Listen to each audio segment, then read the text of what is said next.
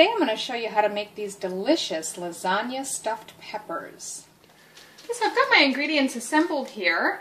You're going to need about 2.5 to 3 cups of, this is a leftover tomato meat sauce that I made in the previous recipe. You can use any of your favorite low-carb pasta sauces. This just is a nice thick media one that I like. And then you're going to want 4, large is better, large peppers in different colors. Now, they're bell peppers or capsicums. Unfortunately, mine were a little picked over. They didn't have any big ones in the other colors, but you want to try and get fairly decent sized ones, probably like this here. So you need 4 of those. You're going to need roughly a cup of shredded mozzarella or your favorite kind of cheese. I'm using a tasty cheese here. About a cup of ricotta. And about a 1/2 cup of a grated parmesan. This is the dried stuff you find on the shelf, not the fresh kind.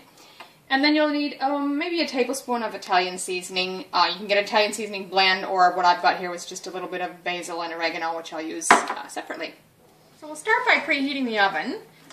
It'd be about 400 Fahrenheit or 204 Celsius. Mine's a fan force, so I'm just going to go down a little bit to about 190. So I'm going to start by cutting these in half lengthwise.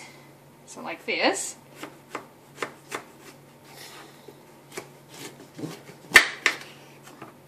And then you just want to remove the white bits, the membranes and the seeds in that.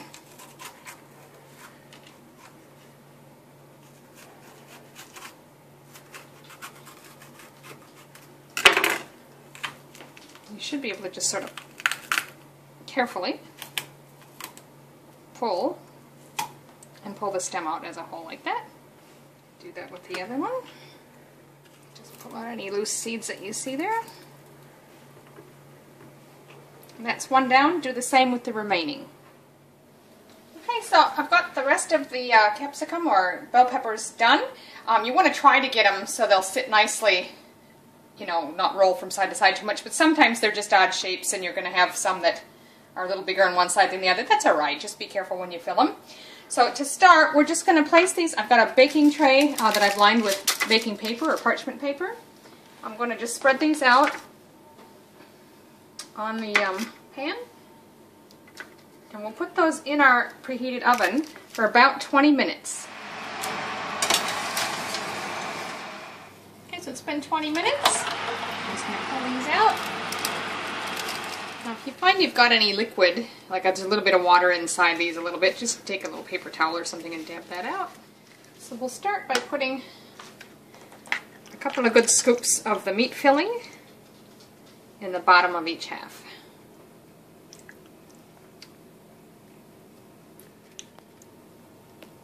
So you can see I've used a majority of the filling to do that. We've got a little bit left that's going to go in there, so I've used probably about 2/3 of it, and I've got a good third left. The next step is going to be to put the ricotta cheese in. Here again, I'm just going to take a tablespoon or so and spread that on top of the meat layer. Because a couple of my peppers were a little bit smaller, I've got just a little bit left here. I'll try to get it all in there. But it's going to depend on the size of the peppers that you start with. Now you're going to just take one more smaller scoop now of the meat sauce again on each one. The other thing I'm going to do is, because some of these, as I said, depending on how they were cut, they may be a little lower on one side than the other. I'm just going to turn them so the lower sides are together. So if the filling falls out of one, hopefully the other one will help keep it in.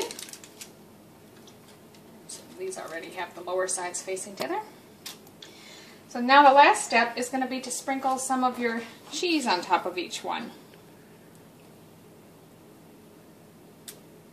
You're just going to pop these back into the oven now, in the middle rack, for about 12 minutes. So it's been another 12 minutes. I'm just going to pull these out one more time. So the last step is just to sprinkle a bit of parmesan on each one.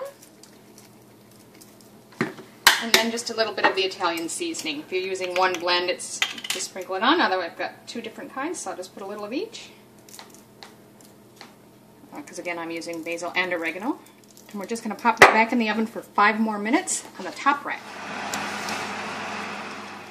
Okay, so it's been 5 minutes. There you go. Lasagna stuffed peppers.